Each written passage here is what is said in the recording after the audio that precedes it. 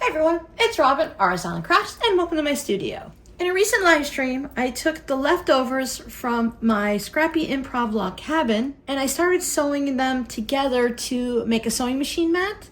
I actually sewed enough of the Scrappy pairs together to make two. I thought we should probably follow this all the way through to the end and go ahead and make the sewing machine mat together. One of them will be for the shop and one of them will be for my sewing machine, but we're only going to make one today. Now, if you make something like this, you're going to be working with your own scraps, so your sewing machine mat or whatever you choose to make might be a little different from mine. In that Scrappy bin, I had strips of fabric that were 1.5 inches up to, I believe, 3 inches. I kept the narrowest ones out and I just used the ones that were about 2 inches up to 3 inches. Most of my strips are 2.5 inches wide, but there are a variety. What I started with is I looked at my original sewing machine mat and I thought I would like it a little bit wider and a little bit deeper to the back. I like how when I'm chain piecing, the loose threads stick to the sewing machine mat, and then I come back through afterwards with my little handheld vacuum and I clean it up. It keeps it from ending up in the back of my table and just floating around the room. Less threads to pick up is always a good thing. When I just started scratching some things down on paper, I decided I want it to be about 28 inches wide and about 20 inches deep. That'll give me that little extra past the sewing machine so I can set my phone on it and it doesn't wobble down. But mostly, I really just want to see more fun colors outside of the sewing machine. At that point, it became really easy to figure out how wide I need my strips to be because I already knew that this was going to be my layout. If it was going to be 28 inches wide, I knew my strips needed to be 4.5 inches wide, and that includes the seam allowance. So 28 divided by 4 told me that I needed 7 rows. Figure out how wide you want it to be and then just divide it by an even number. You don't even have to have the same width strips. They can be uneven. Mine, I just went for the easy way because I knew I was going to have a bunch of craziness anyways. And if I need to, I can always trim this down. I love just making things up as I go. I don't mind changing things as I go along. I can do that much easier than trying to follow a pattern. During a live stream, I had already pre-cut my strips.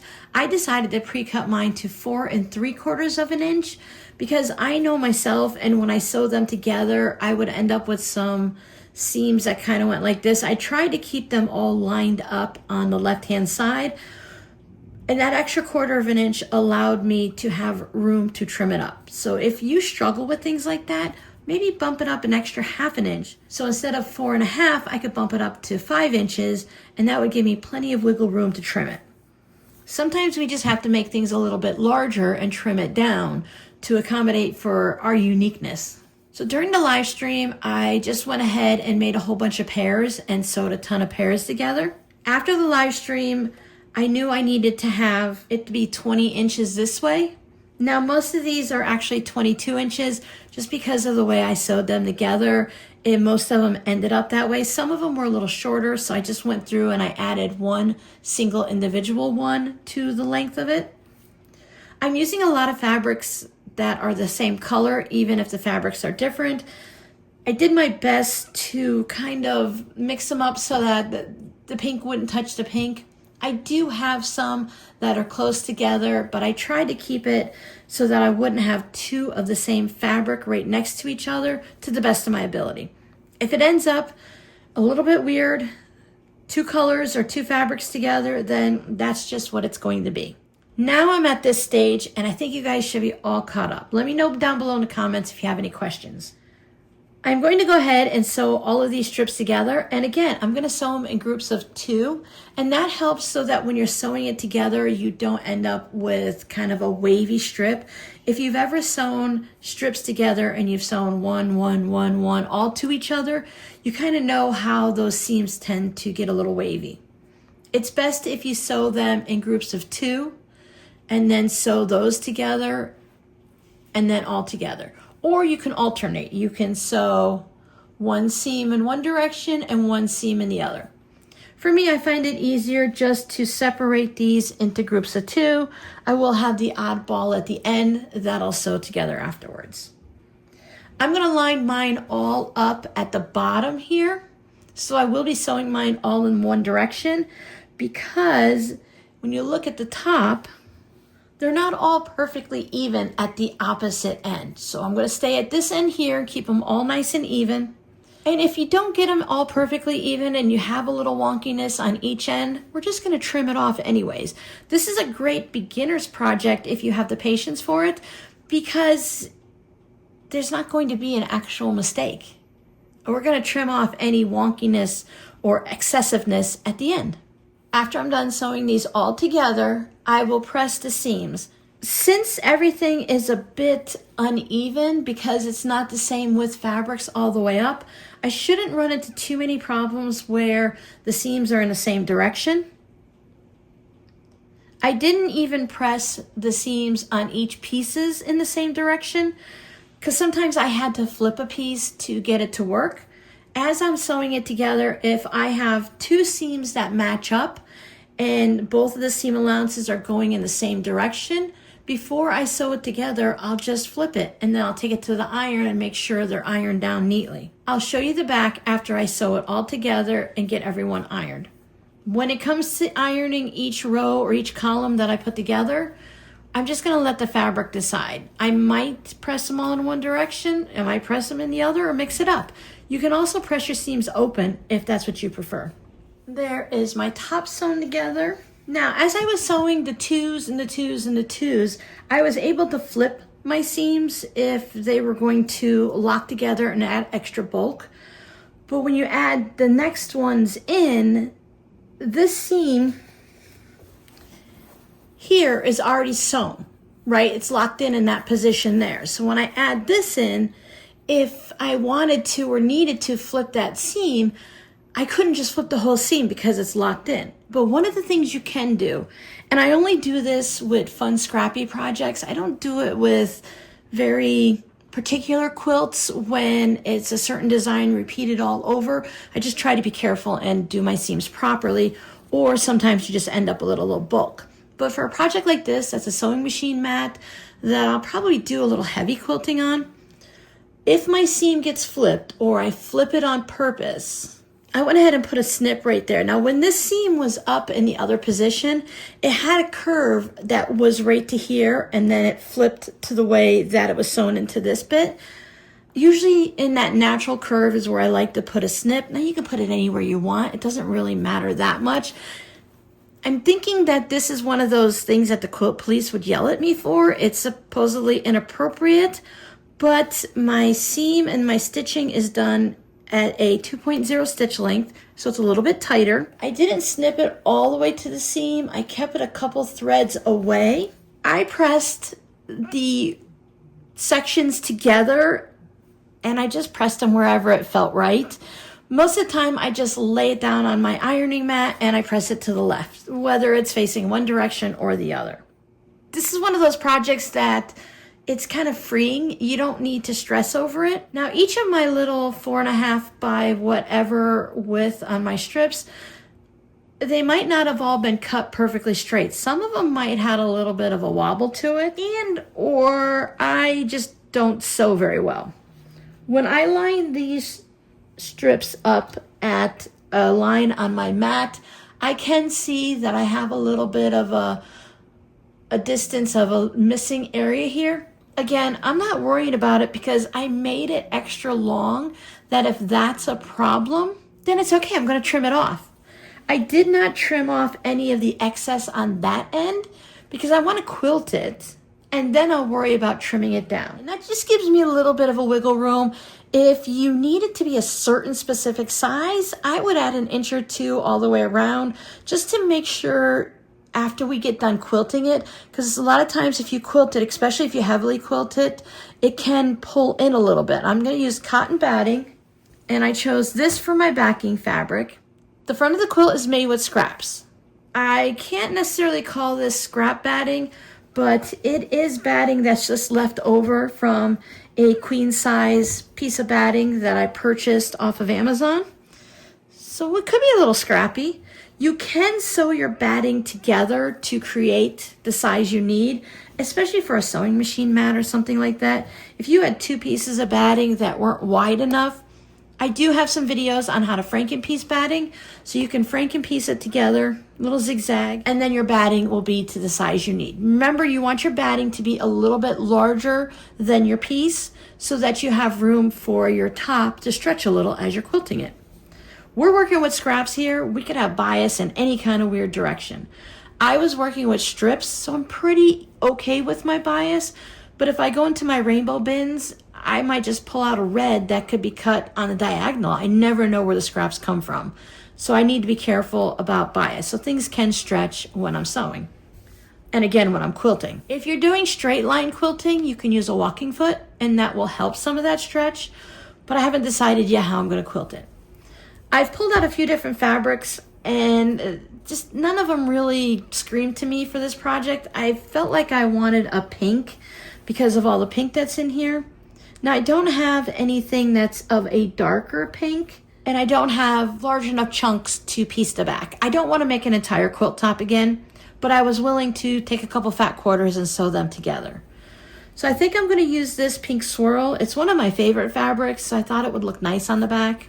And the other thing that I'm preparing, or at least thinking about, is my binding. Now, I know that I want to use white binding because I just feel a white is a nice balance and a border or a binding for all of these colors.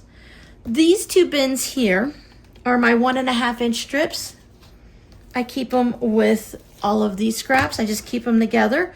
So I have my rainbow strips, anything that I have left over that's going to go in the scrap bin. If it's narrow enough, I will cut it into a 1.5 inch strip. So anything under 2 inches, I just trim down and I keep it here. I use 1.5 inch binding, single fold binding on all of my projects, especially the small ones. For larger quilts, I do go with the 2.5 inch binding, but for small projects, which is my main thing that I make, I like to have everything just cut and ready to go. So I can come into these bins and I can match the fabrics. I have a bunch of the white on white swirls because that's one of my favorite fabrics to purchase. So I can combine those together. I do have more yardage so I can add that in or go into my larger bins, but I might have enough right here that's already cut that'll just need to be sewn together to make my binding. I'll show you that when we get to the binding part. But I just really like that this sewing machine mat mini quilt is going to end up being so scrappy. My next step is to lay out my batting. I use 100% cotton batting. This is from the Warm Company. I like to use their white batting versus the natural, which is more of a creamy tan color. I like the white cotton the best. If you read the package of your batting, it'll tell you how far apart you need to quilt your batting. I haven't looked in a while, but most of the time it runs from 4 to 8 inches for the cotton battings that I've come across. Last time I checked, this batting was 8 inches. It could be a little bit less now. I am not going to be quilting this 8 inches apart. I think that's more for a full quilt. I like to position my quilt top on my batting in one of the corners. For no reason special, I chose this corner today. I checked to see that I have a couple of inches here, a couple of inches there, 1.5 inches, all the way around. This edge is a little uneven, so I'm just gonna go by that. I don't wanna put my quilt on diagonally or crooked or anything, so I'll just put it straight across, and this section will have a little extra. It's no big deal. So I'll trim this side, and that'll give me my batting. I really want to make sure that I can see batting all the way around because sometimes, like I said, that quilt will stretch a little when you're quilting it. So let me trim this up. I'll show you what it looks like. All trimmed. I trim my batting with just a basic pair of Dollar Tree or Walmart scissors. I do find that cutting batting will dull my scissors pretty quickly, so I try to stick with just one cheap pair of scissors. I don't use my good Kai or sewing scissors that I like to use if I'm like trimming fabric or something. I also have this pair of bent scissors that will ride right along the table or the floor. I use this a lot when I'm cutting the batting for like a full-size quilt. I find that this goes through really well. It's also serrated, and I find that that helps to cut through the batting real quick. Backing, batting, quilt top. To start with, I'll take each of them over to my ironing station and I'll give them a good press. The top is in good shape because I just pressed it. I do like to press my batting, but what makes it easier is if I press both of them at the same time from the fabric side. That way I don't have to worry about anything with my iron. I feel very safe and confident putting my iron directly onto this batting, but I can save time and I don't have to think in the back of my head, is my iron gonna stick? And it also helps to keep the batting from stretching.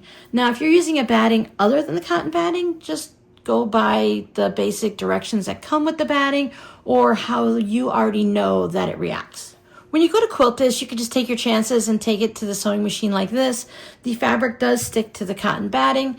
I'm a little reckless, but even I don't do that on a larger project like this. I would do it on a zipper pouch, but for anything that's a tote bag size or larger, I will either pin it in place, so I will put a bunch of quilting pins in it, but my preferred method is the spray and bond basting adhesive. It's a temporary bond. It will come out in the wash. It also tends to just dissipate over time. This won't be washed regularly or to start off with before I put it in the shop. But leaving this spray in, it does not gum up the needles and it's safe to just leave it in there.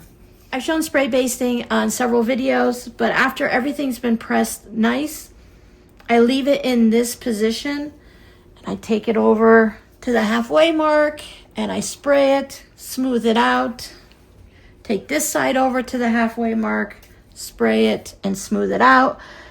And then I'll do the same thing on the back. Then it goes to the iron. Sometimes I iron after I spray baste the top. Sometimes I wait until both pieces are in place. And then at that point, I'm ready to go ahead and start quilting it. I have fabric going this way and columns going that way. I could quilt this almost any way I'd like. A piece like this is a really great size to practice your free motion quilting, stitch in a ditch, straight line quilting, whatever you're practicing. I know a lot of you are a little hesitant and nervous to do the free motion quilting. Project like this is great because it's not too big to handle in your domestic or your home sewing machine.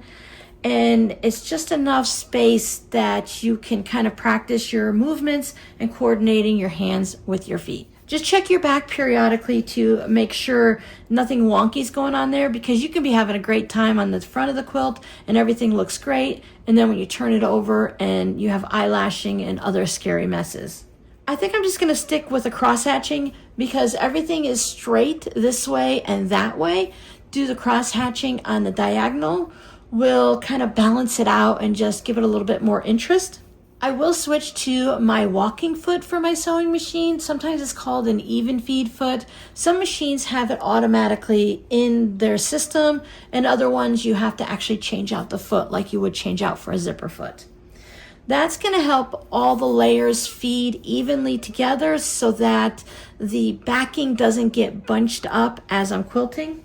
If you want to take the simple way, you can just stitch in the ditch or just stitch 1/4 of an inch on one side of these columns. I would just stick it on the same side going across.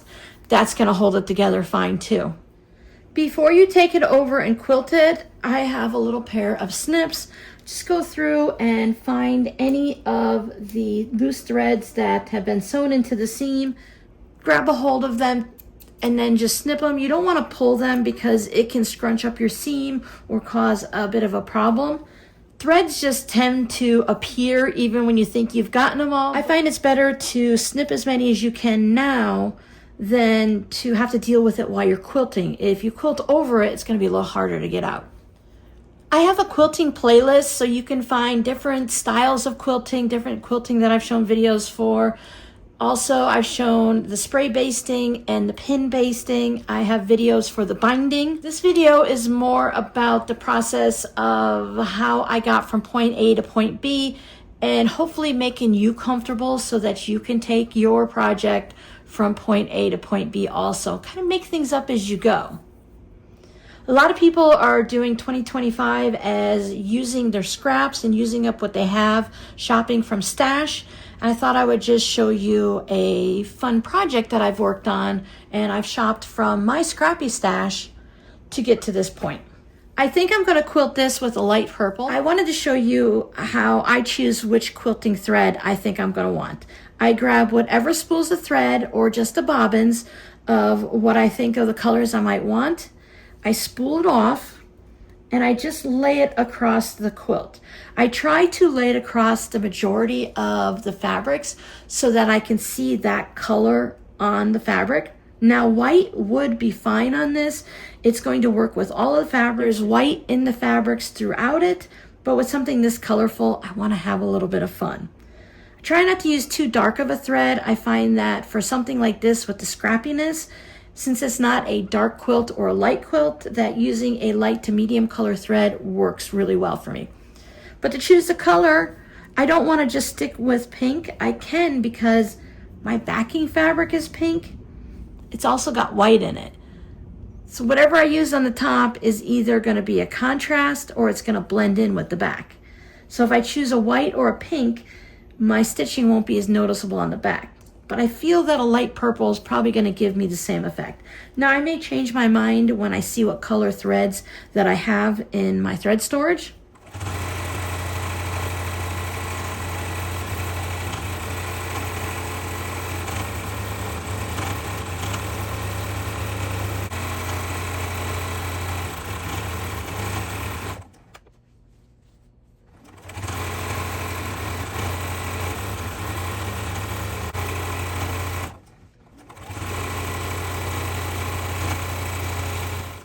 See, the crosshatch quilting is done. I did end up going with 1.5 inches for my distance. Now I need to trim it up. And I think what I'm going to do is use this side right here, the seam, and measure over and get an even number based on whatever this ends up being over here. If I did a great job, it might be at 4.25. If I did a bad job, it could be anything. Now at 4.25, I'm a little bit shy in a couple of these areas. You might be able to see where the fabric doesn't come right to the edge. I don't have to be strict and stick with the exact number of what it should be. This mat is a little bit oversized. It gives me that wiggle room to trim it down that I mentioned earlier.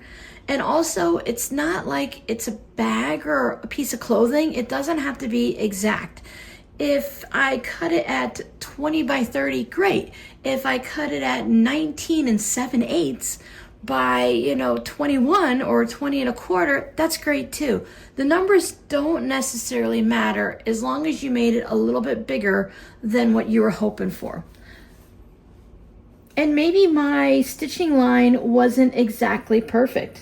So if I just move it over a little and I line my seam up with 4 1/8, I can tell I'm okay because it's 4 1/8 all the way up the seam. If there was a bit that was going off, then I might just choose to line up what looks best and trim it that way.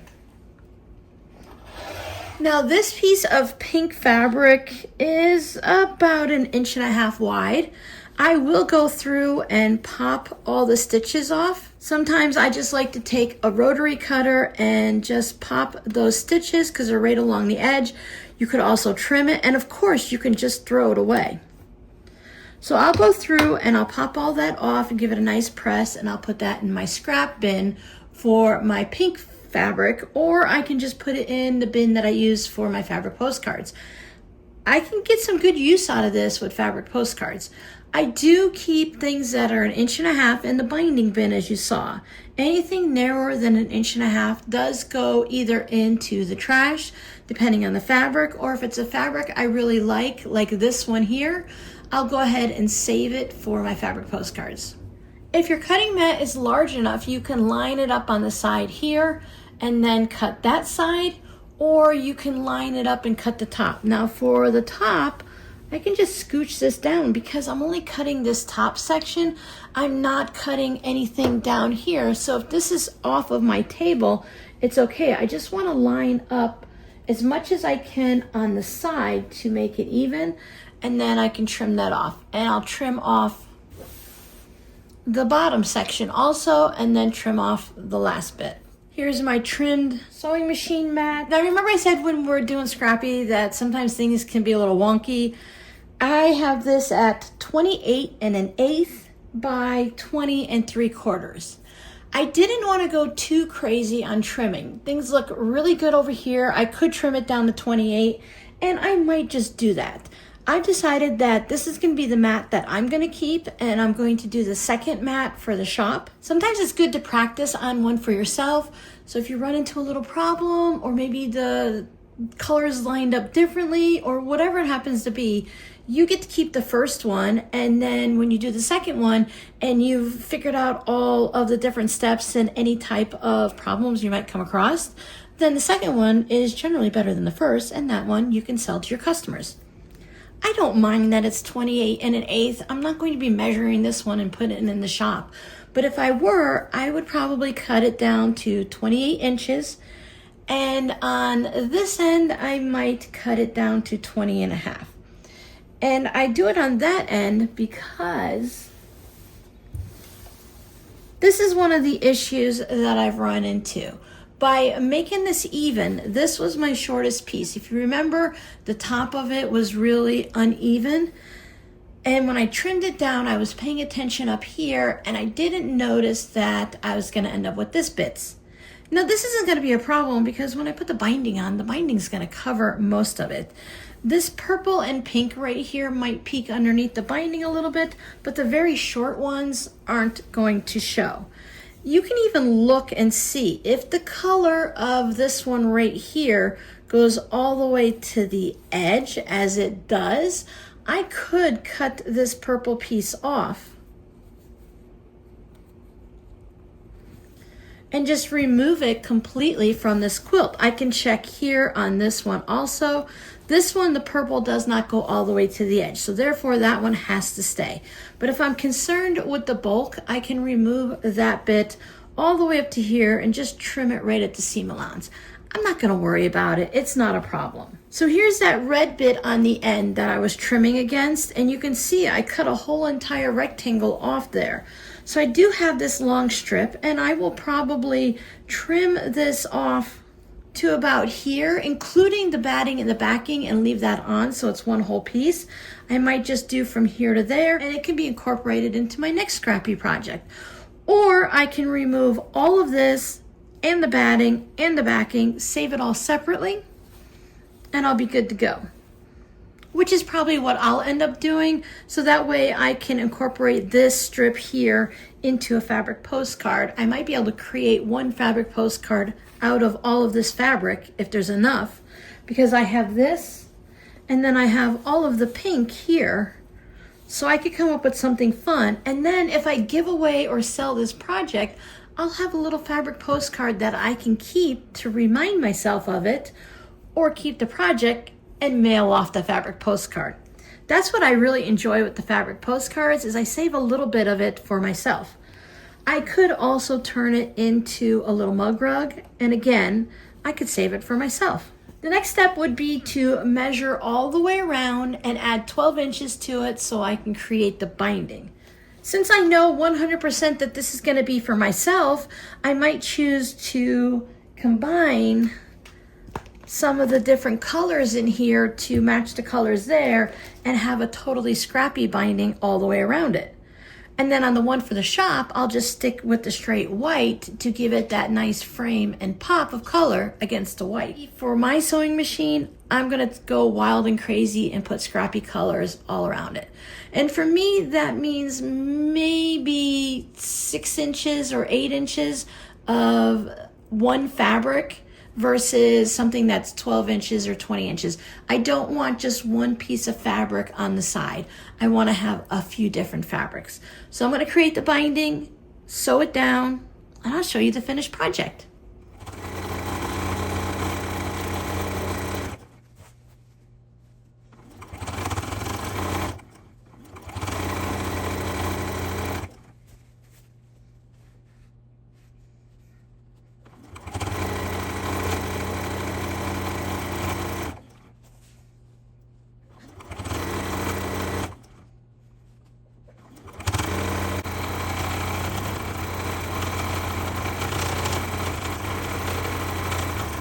There it is, all finished.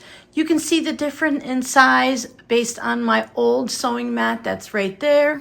This is going to give me that extra bit at the back of the sewing machine, a little bit more in the front, and definitely from side to side.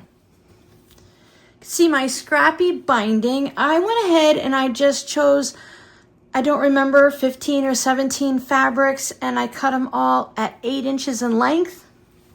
I like to sew them together diagonally. I stitched it to the back and brought it around to the front, machine stitched it down. There's those last 2 bits that had the tiny bit showing, everything else disappeared. I like how fast it is to machine sew the binding down, but I'm feeling the urge to go back to hand sewing at least certain quilted items like mini quilts, sewing machine mats, and of course full-size quilts. Definitely will keep machine sewing the binding down at both steps of it for things like mug rugs and coasters. I hope by seeing and hearing my process for working on make it up as you go Scrappy projects has given you an idea for something that you can make, or has maybe make it sound less scary for you so that you're willing to try playing with some scrap fabrics. And if working like this doesn't work for you, then keep up with the process that works for you. If you want to follow patterns and have everything laid out for you, you want to work in grid work, that works too. This is just my process and what works for me. I'm going to put a couple videos up here for you guys to get some more information. Check the pinned comment. I'll try to put a playlist up here for the quilting process. So in case you need any more information, you can go through that playlist and find a video that'll work for you. Thank you guys so much for hanging out with me during the live stream. And while I put this together, keep an eye out. I will finish the second one and get it in the shop as soon as I can. And I'll see you guys in the next video. Bye.